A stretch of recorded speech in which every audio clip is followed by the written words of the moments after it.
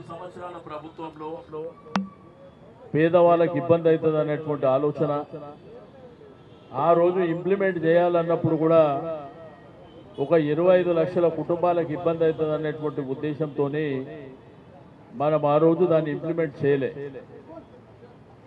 But ఆ రోజు Congress party అడ్డగోలుగా హామీలు ఇచ్చింది. ఒక్క ఎల్ఆర్ఎస్ఏ కాదు, మీకు ఫార్మాసిటీ విషయంలో కానీ మెట్రో విషయంలో కానీ చాలా అంటే అలవిగానే హామీలన్నీ ఆ రోజు ఇచ్చింది మీకు అందరికీ తెలుసు.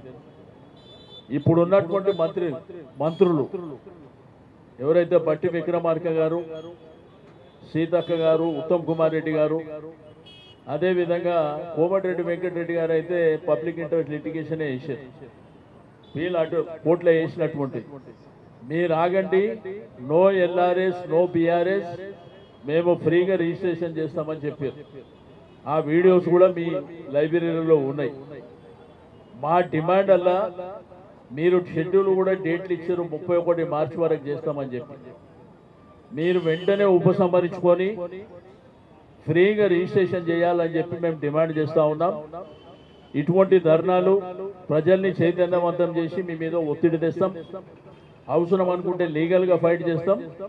ఎట్టి పరిస్థితుల్లో ఫ్రీగా రిజిస్ట్రేషన్ వరకు చేసే వరకు వదిలిపెట్టే సమస్యనే లేదని చెప్పి నేను ఈ సందర్భంగా తెలియజేస్తా ఉన్నాను.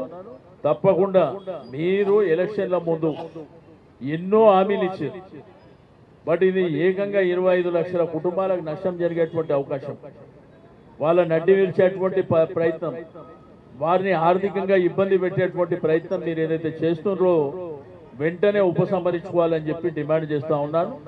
తప్పకుండా మరి ప్రభుత్వం పునరాలోచన చేసి నేను గౌరవ ముఖ్యమంత్రి గారు రేవంత్ రెడ్డి గారికి కూడా విజ్ఞప్తి చేస్తున్నా, మీరు వెంటనే ఉపసంహరించుకొని పేదవాళ్లకు ఫ్రీగా రిజిస్ట్రేషన్, అది మీ ఎన్నికల కమిట్మెంట్ మీరు చేయవలసిందిగా డిమాండ్ చేస్తా ఉన్నాను. Thank you.